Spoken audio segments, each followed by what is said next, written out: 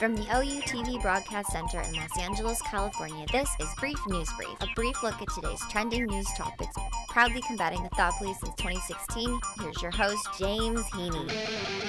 I'm James Heaney, and this is your Brief News Briefing. Jared Kushner's been downgraded. The news broke this week that on Friday he lost his national security clearance. Basically, a couple of weeks ago when it was a scandal that Rob Porter had a history of domestic violence, but was still okay to work in the White House, well, Chief of Staff John Kelly had to take a long, hard look at who was allowed to have security clearances. Perhaps it was public pressure. I don't know.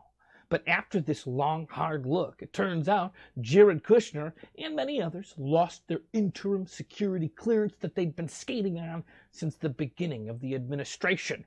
So what does this mean? Well, it means that Jared can't read the presidential daily brief. It means he won't have access to certain kinds of high-level classified information.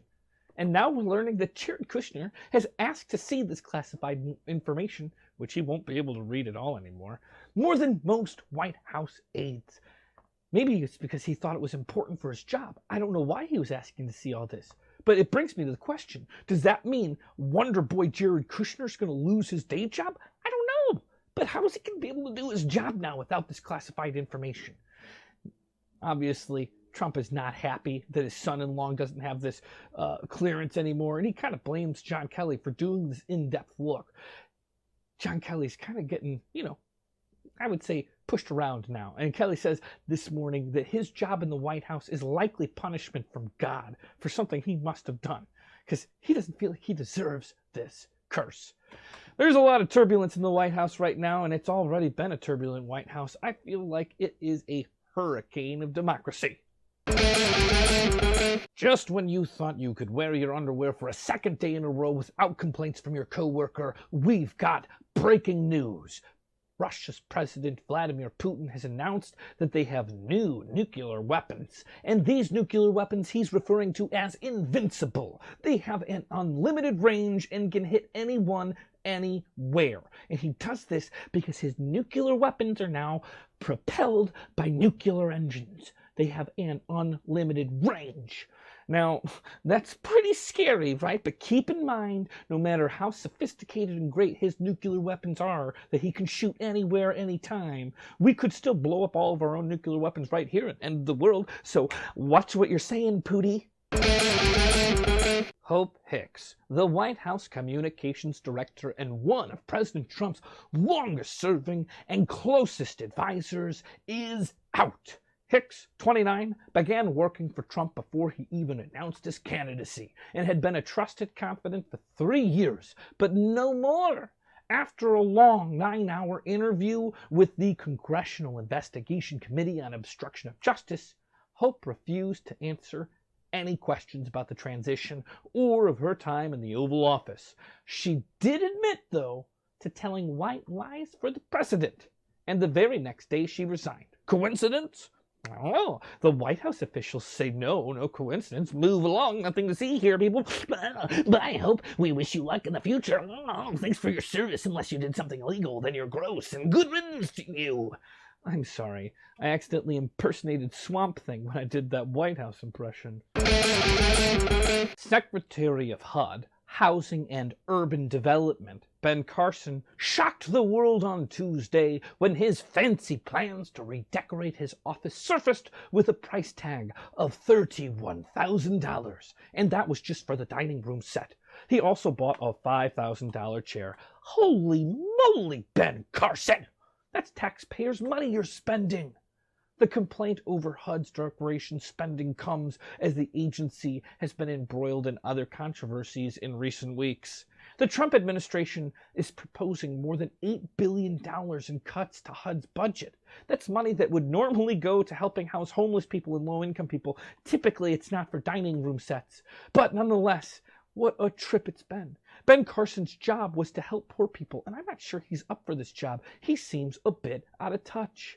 Carson is also facing allegations that he maybe has violated ethics rules by hiring his son as well. I'm sure his son's a stand-up guy. It's hard to even be mad at Ben. I mean, his boss is doing the same thing in the White House. Can you really claim nepotism on one and not the other? Nonetheless, I think I liked Ben Carson a lot better when he was a sleepy presidential candidate.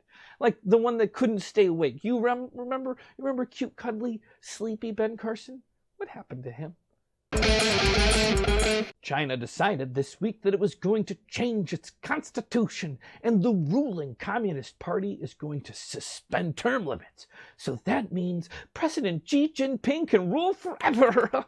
This has resurrected deep fears in Chinese society, where memories remain of the personality cult of China's founding father, Chairman Mao. Anxious to suppress this criticism and maintain this appearance of mass support, the Communist Party's censors are running wild on the internet. They have now banned images of Winnie the Pooh and also have banned the letter N. I'm not exactly sure what the letter N had to do with any of this. But I'll tell you what, China, today's brief news briefing is brought to you by Winnie the Pooh and the letter N. Damn, it feels good to be an American. Freedom is delicious. China has ambitions to challenge American dominance and reclaim its rightful place on the global stage. And that's scary. China's plan to abolish term limits may be one of the most important political decisions in decades. And many Chinese citizens are totally unaware of the decision. It's been buried inside of newspapers and buried deep, mentioned only in passing on their television news shows. So if you haven't heard it yet, then you heard it here first. Two of the nation's leading gun sellers, Walmart and Dick's Sporting Goods, took steps on Wednesday to limit their sales of firearms. Dick's said that it was immediately ending the sale of all assault-style rifles in its stores. The retailer also said that it would no longer sell high-capacity magazines or sell any gun to anyone under the years of 21 of age, regardless of local law. Walmart, the nation's leading gun seller, said that it too would require any gun buyer to be at least 21.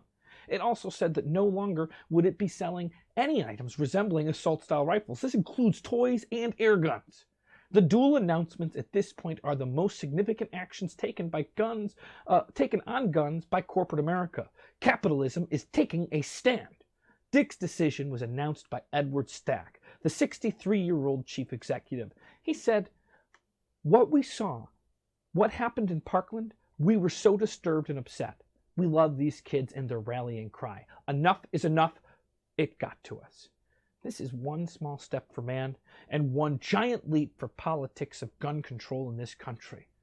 Sometimes, if the law isn't working for you, you can make your own rules. That's capitalism, folks.